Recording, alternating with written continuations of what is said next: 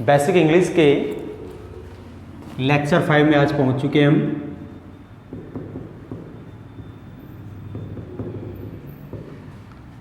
Basic English के lecture 5 में हम पहुंच चुके हैं। कल हमने कहां तक पढ़ लिया था उसके ऊपर मैं थोड़ा सा आपको रिमाइंड करवा दूं। देखिए आप, हम बात कर रहे थे टेंस की, और टेंस के अंदर हम बात कर रहे थे प्रेजेंट इंडेफिनिट टेंस की, प्रेजेंट इंडेफिनिट टेंस की, ठीक है। और साथ में प्रेजेंट इंडेफिनिट के साथ साथ हमने वर्ब को ओपन किया था। वर्ब क्रिया, हमने क्रिया को ओपन किया था, और क्रिया के अंदर दो टाइप की क्रिया के बारे में हमने डिस्कस किया था, जिनमें से पहली क्रिया कौन सी होती है, फिनिट वर्ब, और दूसरी क्रिया कौन सी होती है, नॉन फिनिट वर्ब। ठीक है फ्रेंड्स, फिनिट वर्ब और नॉन फिनिट वर्ब के ऊपर डिस्कस हमने कल कर लिया था। एक बार मैं वापस आपको रिमाइंड करवा दूं, वे क्रियाएं जिनके ऊपर सब्जेक्ट के नंबर और पर्सन का प्रभाव पड़ता है वो फिनिट कहलाती है, और जिन क्रियाओं के ऊपर उसके सब्जेक्ट के नंबर और पर्सन का प्रभाव नहीं पड़ता है वो क्रियाएं नॉन फिनिट वर्ब कहलाती है। ठीक है, ये चैप्टर हमने यहाँ तक डिस्कस कर लिया था। इसके बाद नॉन फिनिट के डिवाइडेशन हमने कर लिया था। नॉन फिनिट को 3 भागों में हमने बांट लिया था, और कुछ सेंटेंस भी मैंने आपको बताए थे। ठीक है ना फ्रेंड, तो देखिए आप, आज का जो हमारा चैप्टर मेन वो कौन सा है, नॉन फिनिट्स वर्ब। नॉन फिनिट्स वर्ब वे क्रियाएं जिनके ऊपर उनके सब्जेक्ट के नंबर और पर्सन का कोई प्रभाव नहीं पड़ता है। ठीक है ना। नॉन फिनिट्स को कितने भागों में बांटा था अपन ने, 3 भागों में। कितने भागों में बांटा था, 3। पहला कौन सा होता है, इनफिनिटिव। पहला कौन सा होता है, इनफिनिटिव। दूसरा कौन सा होता है, जिरंड। और तीसरा कौन सा होता है, पार्टिसिपल। ठीक है, इन तीनों पार्ट्स में से पहले पार्ट के ऊपर हमने डिस्कस कर लिया था, मतलब इनफिनिटिव को हम फिनिश कर चुके थे। एक बार मैं आपको रिमाइंड करवा दूं। देखिए आप, इनफिनिटिव निर्माण किससे होता है, बेस फॉर्म से। बेस फॉर्म को आप क्या कह सकते हो, फर्स्ट फॉर्म। क्या कह सकते हैं हम, फर्स्ट फॉर्म भी कह सकते हैं। बेस फॉर्म को फर्स्ट फॉर्म कहा जा सकता है। ठीक है ना। देखिए आप, इनफिनिटिव किससे बनता है, बेस फॉर्म से बनता है। और इसके बाद आगे चल करके हमने इनफिनिटिव को भी 2 भागों में बांट दिया था। कौन सा इनफिनिटिव, पहला टू इनफिनिटिव, टू इनफिनिटिव। और दूसरा कौन सा, बेर इनफिनिटिव। दूसरे वाले इनफिनिटिव को नाम दिया जाता है किसका, बेर इनफिनिटिव का, या फिर इसको एक और नाम देते हैं हम, कौन सा, जीरो इनफिनिटिव। कौन सा नाम देते हैं, जीरो इनफिनिटिव। कहने का मतलब हमारा जो इनफिनिटिव वाला जो टॉपिक है वो हम डिस्कस कर चुके थे, और अब बिल्कुल we are going to discuss gerund. हम जिरंड को डिस्कस करने वाले हैं अगले चैप्टर के अंदर या अगले टॉपिक के अंदर। मैंने आपको यही बताया दोस्तों कि इन्फिनिटिव का प्रयोग हम सब्जेक्ट के रूप में भी कर सकते हैं, मतलब कहने का मतलब वाक्य के स्टार्टिंग में भी कर सकते हैं और वाक्य के लास्ट में भी कर सकते हैं। आज टोटली बात करेंगे हम किसके ऊपर, जिरंड के ऊपर बात करेंगे हम, जिरंड के ऊपर। देखो आप, जिरंड क्या होता है, जिरंड का सेंटेंसेस के अंदर किस प्रकार से उपयोग किया जाता है, जिरंड किसका रोल अदा करता है, पार्ट ग्रामर की भाषा में इसे कौन सा पार्ट ऑफ स्पीच कहते हैं, ये नाउन होता है, प्रोनाउन होता है, इसको कौन क्या कॉल करते हैं, ये सारी चीज़ें डिस्कस करने वाले हैं हम इस टॉपिक के अंदर। फिलहाल देखिए आप, 1-2 सेंटेंस में आपके सामने लिख रहा हूं, इसके माध्यम से आप जिरंड को समझने का प्रयास करना। ठीक है ना। जैसे खेलना हमें स्वस्थ बनाता है, खेलना हमें स्वस्थ बनाता है। बिल्कुल राइट सेंटेंस है। ऐसा सेंटेंस हम कई बार स्पोकन की भाषा में, डेली यूज की भाषा में बोलते हैं कि खेलना हमें स्वस्थ बनाता है। कहने का मतलब जो खेलने वाला व्यक्ति होता है वो फिजिकली और मेंटली फिट होता है। ठीक है ना। तो ये सेंटेंस हर प्रकार से उचित है, लेकिन अब इसमें कौन कौन सी चीजें छिपी हुई है उनको हम ओपन करने वाले हैं। बट एक सेंटेंस आप और देख लीजिए, एक सेंटेंस और देखिए आप, बुरे लोगों को पहचानना जरूरी है। बुरे लोगों को पहचानना जरूरी है ताकि आप उनकी संगत से बचे रहें। ठीक है ना। इस सेंटेंस के अंदर क्या छिपा हुआ ये भी मैं आपको बताने वाला हूं। खेलना हमें स्वस्थ बनाता है। ठीक है, देखो आप, गाना मेरा शौक है, गाना मेरा शौक है, ये वाला सेंटेंस भी ध्यान से देखिए आप। गाना मेरा शौक है मतलब गीत गाना मुझे पसंद है, मैं गीत गाना पसंद करता हूं। ठीक है ना। एक सेंटेंस और देख लीजिए आप, मुझे फुटबॉल खेलना पसंद है। मुझे फुटबॉल खेलना पसंद है। ये चार सेंटेंस आपके सामने लिखे हुए दोस्तों।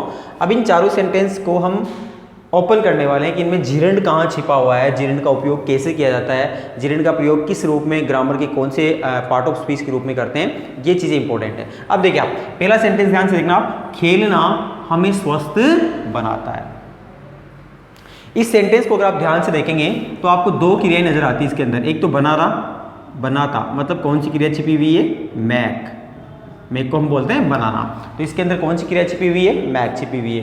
दूसरा खेलना, एक और क्रिया खेलने को हम क्या बोलते हैं, प्ले बोलते हैं, ठीक है ना। खेलना हमें स्वस्थ बनाता है, ठीक है। तो इस सेंटेंस के अंदर आपको दो क्रिया नजर आ रही है, एक क्रिया मैक हो गई और एक क्रिया प्ले हो गई। अगर आप गौर करके देखेंगे या अगर आप ध्यान से देखेंगे तो आपको नजर आएगा कि ये जो पहली क्रिया है, इस पहली क्रिया के ऊपर सब्जेक्ट का कोई प्रभाव नजर नहीं आ रहा है, क्योंकि सब्जेक्ट इसके बाद से स्टार्ट हो रहा है। अगर आप ध्यान से देखेंगे तो हमें इस वाक्य का सब्जेक्ट है और हमें को बोलते हैं वी, लेकिन वी स्टार्ट कहां से हो रहा है, खेलने के बाद से। जनरली नियम क्या होता है कि पहले अपन सब्जेक्ट लिखते हैं।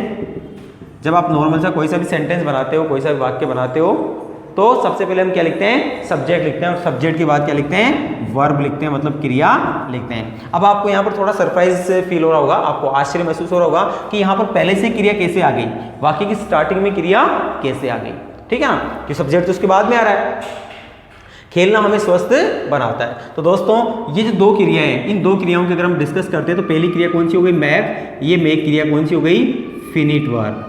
फिनिट वर्ब क्यों, क्योंकि जब आप इस सेंटेंस की अंग्रेजी बनाओगे ना तो इस मेक क्रिया को आपको लिखना पड़ेगा वी के बाद में, और वी क्या हो गया इसका, सब्जेक्ट। और कल हमने डिस्कस किया था कि सब्जेक्ट के तुरंत बाद आने वाली जो क्रिया होती है जनरली वही फिनिट वर्ब होती है, ठीक है। और जिसके अलावा जो सेकंड क्रिया होती है वो नॉन फिनिट होती है। तो इस सेंटेंस के अंदर जो सेकंड क्रिया होती है वो कौन सी है, खेलना।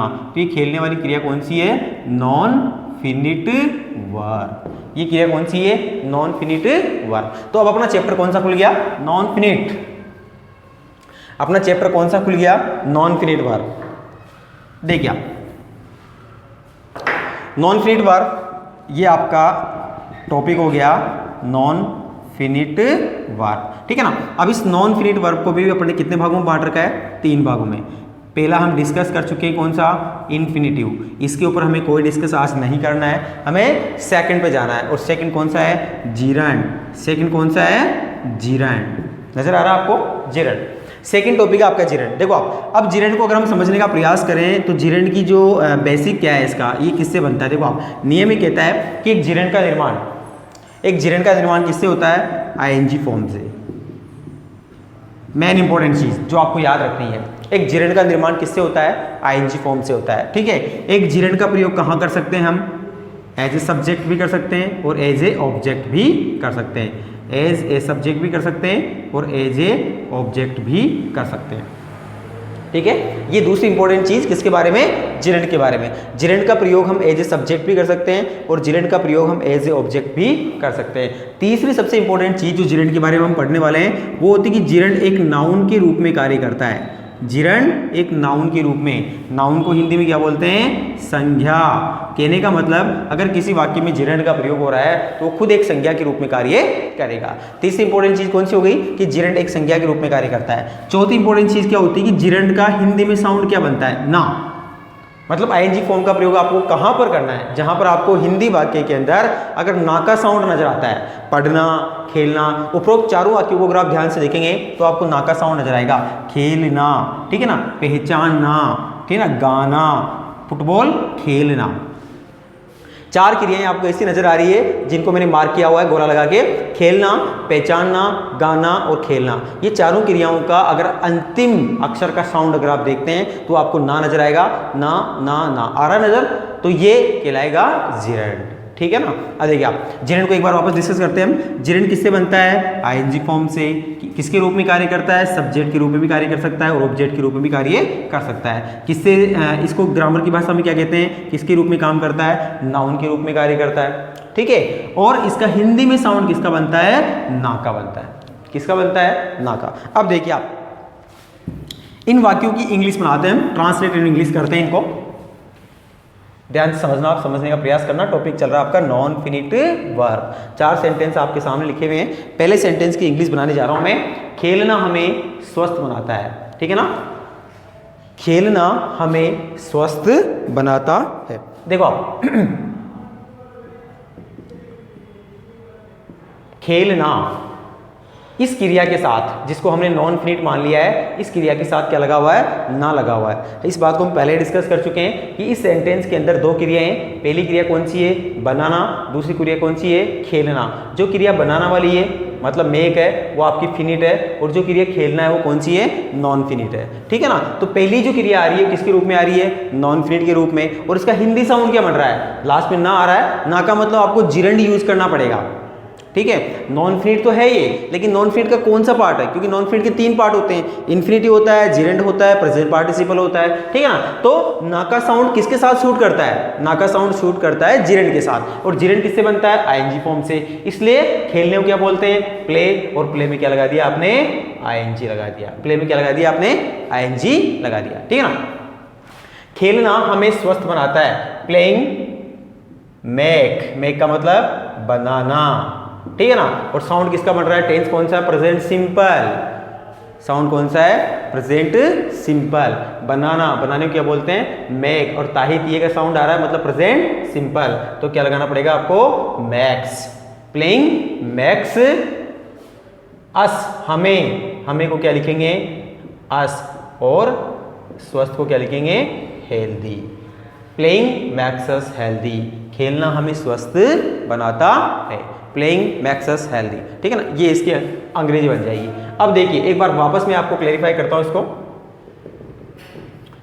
क्योंकि अगर आपने पहले नहीं पढ़ा है कहीं पर भी तो ये थोड़ी सी दिक्कत होगी आपको समझने में। देखो आप यहाँ पर आपको 2 क्रियाएं नजर आ रही है, पहली कौन सी प्लेइंग, दूसरी कौन सी मैक्स। बहुत सी बार बच्चे कंफ्यूज हो सकते हैं कि सर 2 क्रियाएं एक साथ कैसे आ रही है। तो आपको बताना है कि पहली जो क्रिया है वो जिरेंड के रूप में आ रही है। किसके रूप में आ रही है, जिरेंड के रूप में। और जो दूसरी क्रिया है वो आ रही है फिनिट वर्ब के रूप में। और दूसरी पहली क्रिया कौन सी है, non finite verb. Non finite verb. और नॉन फिनिट के रूप में कौन सा आ रहा है, जिरेंड आ रहा है। कौन सा आ रहा है, जिरेंड, ठीक है। अब देखो आप एक इंपॉर्टेंट चीज हमने क्या बताया अभी आपको, मैंने क्या बताया आपको, हमने डिस्कस किया था कि जिरेंड एक नाउन के रूप में कार्य करता है। और नाउन किसी भी वाक्य का सब्जेक्ट बन सकता है, ठीक है ना। नाउन किसी भी वाक्य का क्या बन सकता है, सब्जेक्ट बन सकता है। दुनिया में जितने भी सेंटेंस हम बोलते हैं वो जो सेंटेंस स्टार्ट होते हैं वो किसी न किसी नाउन या प्रोनाउन से स्टार्ट होते हैं, ठीक है ना। अगर इसको हमने नाउन मान लिया तो ये सेंटेंस का सब्जेक्ट बन सकता है, ठीक है। क्यों, क्योंकि जो सब्जेक्ट होते हैं वो नाउन या प्रोनाउन ही होते हैं। कोई भी वाक्य जो होता है उसका जो सब्जेक्ट होता है वो या तो नाउन होता है या फिर वो प्रोनाउन होता है। ना तो एडजेक्टिव होता है, ना एडवर्ब होता है, ना प्रीपोजिशन होता है, ना कंजक्शन होता है, ना एक्सक्लेमेशन होता है, वो कुछ नहीं होता है। वो केवल क्या होता है, नाउन या प्रोनाउन होता है, ठीक है ना। अब देखो आप इसको समझने का प्रयास करना।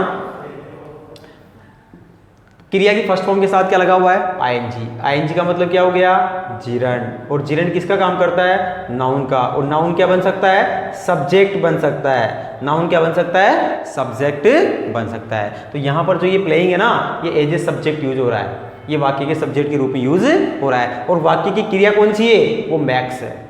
वाक्य की क्रिया कौन सी है, मैक्स। कल मैंने आपको बताया था कि कोई भी सेंटेंस बिना फिनिट वर्ब के नहीं बनता है।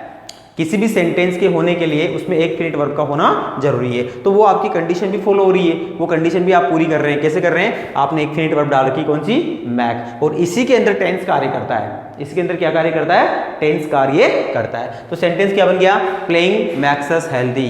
खेलना हमें स्वस्थ बनाता है। कोई आपसे पूछ ले कि इस वाक्य में सब्जेक्ट का है, कोई भी पूछ सकता है आपसे कि इस वाक्य में सब्जेक्ट कहाँ है, तो आप बता सकते हैं कि ये जो प्लेइंग है ना, ये जिरेंड है। और जिरेंड खुद एक सब्जेक्ट के रूप में कार्य करता है। क्यों करता है, क्योंकि जिरेंड एक नाउन के रूप में कार्य करता है। और किसी भी वाक्य का जो सब्जेक्ट होता है वो या तो नाउन होता है या फिर प्रोनाउन होता है। कहने का मतलब अगर आप इसको नाउन मानते हैं तो फिर ये सब्जेक्ट के रूप में कार्य कर सकता है, ठीक है। एक और इंपॉर्टेंट चीज, जिरेंड हमेशा सिंगुलर के रूप में कार्य करता है। किसके रूप में कार्य करता है, सिंगुलर के रूप में। जैसे आपके सामने समस्या ये आ सकती है कि सर यहाँ पर ऐसे येस का प्रयोग करें या नहीं करें, ऐसे येस का प्रयोग करें या नहीं करें। तो नियम क्या कहता है, नियम ये कहता है कि जब सब्जेक्ट सिंगुलर होता है तो आपको ऐसे येस लगाना होता है, और जब सब्जेक्ट प्लूरल होता है तो आप ऐसे या येस नहीं लगाते हैं, ठीक है ना। तो यहां पर सब्जेक्ट को एक वचन माने या बहुवचन माने, तो नियम ये कहता है कि जो जिरेंट होता है वो अपने आप में सिंगुलर होता है। जिरेंट अपने आप में क्या होता है? सिंगुलर होता है। तो प्लेइंग, इसके साथ क्या लगाना पड़ेगा आपको? S. Playing makes us healthy, खेलना हमें स्वस्थ बनाता है। ठीक है, चलो थोड़ा जिरेंट के बारे में आपको समझ में आया होगा। देखिए आप अगला सेंटेंस, बुरे लोगों को पहचानना जरूरी है। बुरे लोगों को पहचानना जरूरी है। जनरली बच्चे इस प्रकार के सेंटेंस की अंग्रेजी नहीं बना सकते हैं, या बना नहीं पाते हैं, या उसके कैपेबल नहीं होते हैं। देखिए दोस्तों क्या होता है, नॉर्मल जो सेंटेंस होते हैं उनकी अंग्रेजी में आसानी से बना लेते हैं। जैसे मैं पढ़ने जा रहा हूँ, मैं खेलने जा रहा हूँ, मैंने पुस्तकें पढ़ ली है, मैंने खाना खा लिया है, मैंने खाना पका लिया है, मैंने अपना होमवर्क कर लिया है, मैं 2 घंटे से टीवी देख रहा हूँ, या मैंने टीवी देख ली है। इस प्रकार के सेंटेंस को आप डायरेक्टली बना लेते हैं। क्यों? क्योंकि उनके अंदर केवल एक ही क्रिया होती है, और वो क्रिया कौन सी होती है? फिनिट वर्ब होती है। कौन सी होती है? फिनिट। लेकिन जब आपका सामना होता है नॉन फिनिट से, किससे सामना होता है? नॉन फिनिट से, या ऐसे वाक्यों से आपका सामना होता है जिनके अंदर नॉन फिनिट इनडायरेक्टली छिपी हुई होती है, तो उनकी अंग्रेजी बनाना थोड़ा सा टफ हो सकता है आपके लिए। ठीक है ना? तो ऐसे वाक्यों को पहचानना जरूरी है। हालांकि समझ में आने के बाद इनकी अंग्रेजी बनाना काफी ईजी हो जाता है। देखिए आप, बुरे लोगों को पहचानना जरूरी है। बुरे लोगों को पहचानना जरूरी है। अब देखो आप, इसके अंदर एक क्रिया आपको नजर आ रही है, ना। पहचानना, किसका साउंड बन रहा है? ना का। ना का साउंड कहाँ बनता है? जिरंड के अंदर। किसके अंदर बनता है? जिरंड के अंदर। जिरंड किससे बनता है? आईएनजी फॉर्म से। किससे बनता है? आईएनजी फॉर्म से। किसके रूप में कार्य करता है? नाउन के रूप में। और नाउन का प्रयोग आप कहाँ पर कर सकते हैं? एज ए सब्जेक्ट कर सकते हैं। किसके रूप में कर सकते हैं? एक सब्जेक्ट के रूप में उसका प्रयोग आप कर सकते हैं। ठीक है ना? देखिए अब इसकी अंग्रेजी आप यहीं से स्टार्ट कर दीजिए, पहचानने से ही। पहचानना, देखो अंग्रेजी में पहचानने के लिए क्रिया यूज की जाती है आइडेंटिफाई। क्या की जाती है? आइडेंटिफाई। ठीक है ना? और आपको बनाना है इसको जिरंड। अगर आपको जिरंड बनाना है तो कैसे बनाएंगे आप? आइडेंटिफाइंग। आइडेंटिफाइंग, इसके साथ क्या लगा देंगे आप? आइडेंटिफाइंग। पहचानना, किसको पहचानना? बुरे लोगों को। Identify the bad people. Bad का मतलब बुरे, पीपल का मतलब लोग। ठीक है ना? पीपल अपने आप में प्लूरल होता है, पीपल अपने आप में सिंगुलर नहीं होता है, पीपल अपने आप में प्लूरल होता है। ठीक है ना? तो आइडेंटिफाइंग द बैड पीपल। देखो आप, एक जिरेंड के साथ और कुछ शब्द आ सकते हैं, इसको बोलते हैं जिरेंड फ्रेज, जिरेंड वाक्यांश। ठीक है ना? तो जिरेंड के साथ अगर कोई ऐसे शब्द आते हैं जिनको आप दूर नहीं कर सकते, जैसे बुरे लोगों को पहचानना, अंग्रेजी क्या बनेगी? Identifying the bad people. ये पूरा जिरेंड फ्रेज के रूप में काम कर रहा है, और कहने का मतलब किसके रूप में काम कर रहा है? सब्जेक्ट के रूप में कार्य कर रहा है। ठीक है? जिरेंड को हम सब्जेक्ट मानते हैं, लेकिन जिरेंड के साथ 2 चीजें जो जुड़ी हुई है साथ में, जिनको आप अलग नहीं कर सकते हैं, वो भी पूरा क्या कहलाएगी? सब्जेक्ट कहलाएगी। मतलब आपका सब्जेक्ट कंप्लीट हो गया। कौन सा? आइडेंटिफाइंग द बैड पीपल, बुरे लोगों को पहचानना। अब आपको डालनी है फिनिट वर्ब। देखो ये जिरेंड हो गया, तो ये कौन सी क्रिया हो गई? Non finite. कौन सी हो गई? Non finite. क्योंकि जिरेंड किसका भाग होता है? नॉन फिनिट का होता है। ठीक है ना? नॉन फिनिट को कितने भागों में बांट रखा अपन ने? 3 भागों में। पहला कौन सा? इन्फिनेटिव, दूसरा कौन सा? जिरेंड, और तीसरा कौन सा? प्रेजेंट पार्टिसिपल, या सॉरी पार्टिसिपल जिसको बोल सकते हैं अपन। अब देखिए फ्रेंड्स, अगर आपकी नॉन फिनिट हो गई तो किसी भी सेंटेंस को कंप्लीट होने के लिए उसके अंदर एक फिनिट वर्ब का होना जरूरी है। ठीक है ना? अब इस वाक्य के अंदर आपको कोई फिनिट वर्ब नजर नहीं आ रही है, बुरे लोगों को पहचानना जरूरी है। कोई भी फिनिट वर्ब जैसे पढ़ना, लिखना, खेलना, कूदना नजर आपको नहीं आ रही है। जैसे ऊपर वाले वाक्य में क्या था? बनाना, मतलब आपने कौन सी क्रिया यूज कर ली? मैक क्रिया यूज कर ली। बट इस वाले सेंटेंस के अंदर आपको कोई क्रिया नजर नहीं आ रही है। इट मीन्स अगर क्रिया नजर नहीं आ रही है तो फिर आपको कौन सी क्रिया यूज करनी है? बी क्रिया। कौन सी क्रिया यूज करनी है? बी। और बी की फर्स्ट फॉर्म क्या होती है? कल बताया था मैंने आपको, इज एम आर। कौन सी होती है? Is am are. यहां पर इज क्यों यूज किया आपने? क्योंकि जिरेंड को हम क्या मानते हैं? जिरेंड को हम मानते हैं सिंगुलर। जिरेंड को क्या मानते हैं हम? सिंगुलर। तो सिंगुलर के साथ कौन सी आएगी? Is. Identify the bad people is necessary, जरूरी। नेसेसरी का प्रयोग कर लो, एसेंशियल का प्रयोग कर लो, दोनों में से किसी का प्रयोग आप कर सकते हैं। तो उपरोक्त वाक्य की अंग्रेजी क्या बनेगी? Identifying the bad people is necessary, बुरे लोगों को पहचानना जरूरी। इस प्रकार के जो टफ सेंटेंस होते हैं उनको आप आसानी से प्रिपेयर कर सकते हो। किसकी नॉलेज के बाद? जिरेंड की नॉलेज के बाद। ठीक है ना दोस्तों? एक इंपॉर्टेंट चीज जो हमने शुरू में डिस्कस की थी कि जिरेंड का प्रयोग वाक्य के स्टार्ट में सब्जेक्ट के रूप में भी हो सकता है और वाक्य के बाद में ऑब्जेक्ट के रूप में भी हो सकता है। ठीक है ना? तो अगले वाक्य हम उससे रिलेटेड डिस्कस करेंगे। फिलहाल देखिए आप तीसरा वाक्य जैसा होगा वैसा बनाएंगे हम। गाना मेरा शौक है, गाना मेरा शौक है। किसी भी हिंदी वाक्य को आप ध्यान से देखना कि ये सेंटेंस किस टाइप का है और ये किससे बनेगा। डायरेक्ट आप इसकी अंग्रेजी नहीं बना पाएंगे। जैसे कोई आपसे पूछता है कि गाना मेरा शौक है, ये कौन से टेंस का वाक्य है, आप देखेंगे ताही तिये भी नहीं आ रहा, चुका चुकी भी नहीं आ रहा, रहा रही भी नहीं आ रहा, तो फिर ये सेंटेंस कौन सा है, ये फिर टेंस कौन सी टेंस का वाक्य है। देखिए आप, तो आपको ज़्यादा कन्फ्यूज होने की आवश्यकता नहीं है। अगर आपको किसी क्रिया के साथ ना लगा हुआ नजर आता है, किसी भी क्रिया के साथ ना लगा हुआ नजर आता है, तो सीधा चले जाइए आप जिरंड के अंदर। किसके अंदर चले जाइए, जिरंड, और जिरंड बना के कंप्लीट हो जाइए आप। तो गाना, गाने को बोलते सिंग, और सिंग के साथ आईएनजी लगाते क्या बन जाएगा, जिरंड। क्या बन जाएगा, जिरंड। और जिरंड खुद किसके रूप में कार्य करता है, सब्जेक्ट के रूप में, क्योंकि जिरंड को क्या बोलते हैं हम, नाउन। और नाउन के रूप में सब्जेक्ट हो सकता है कि नहीं हो सकता है, हो सकता है ना। मैंने आपको बताया कोई भी जो सब्जेक्ट होता है या तो नाउन होता है या फिर वो प्रोनाउन होता है।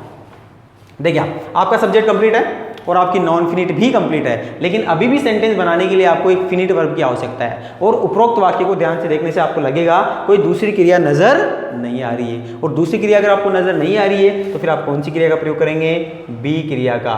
और बी क्रिया की फर्स्ट फॉर्म क्या होती है, इज। बच्चे पूछेंगे सर इज का प्रयोग क्यों किया, आपने आर क्यों लगाया। मैंने आपको उपरोक्त वाक्य से पहले वाले वाक्य में बताया था कि जिरंड को हम क्या मानते हैं, सिंगुलर मानते हैं। क्या मानते हैं, सिंगुलर। और इसी वजह से क्या लगा दिया आपने, is. Singing is my fashion, शौक को अंग्रेजी में बोलते हैं फैशन। सिंगिंग मेरा शौक है, मेरा का मतलब माई और शौक का मतलब फैशन। अंग्रेजी क्या बन जाएगी, सिंगिंग इज माई फैशन, गाना मेरा शौक है। ठीक है, इस प्रकार से आप इन वाक्यों की अंग्रेजी बना सकते हैं। चलिए आप चौथे वाक्य डिस्कस करते हैं। चौथा वाक्य,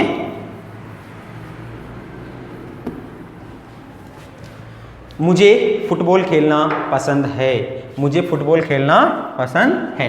देखो अब की बार जो ना का साउंड बन रहा है वो क्रियाएं दो हो रही है, एक पसंद करना और एक खेलना। इन दोनों में से एक फिनिट है और एक नॉन फिनिट है। जिसके साथ ना लगा हुआ है, जिसके साथ ना लगा हुआ है वो कौन सी होगी, नॉन फिनिट होगी। और नॉन फिनिट के रूप में कौन सी होगी, जिरंड होगा। कौन सा होगा, जिरंड होगा। ठीक है ना, अंग्रेजी बनेगी मुझे। लेकिन यहां पर जो जिरंड का निर्माण होगा वो वाक्य के स्टार्टिंग में नहीं होगा, वाक्य के स्टार्टिंग में नहीं होगा, वाक्य के बाद में होगा। क्योंकि यहां पर जो सब्जेक्ट है वो खुद एक्टिव होकर काम कर रहा है कि मुझे मतलब आई, पसंद करना आई लाइक, आई लाइक। ये हो गई आपकी फिनिट क्रिया। फिनिट की परिभाषा जानते हो आप, जो क्रिया सब्जेक्ट के तुरंत बाद आती है वो कौन सी कहलाती है, फिनिट क्रिया।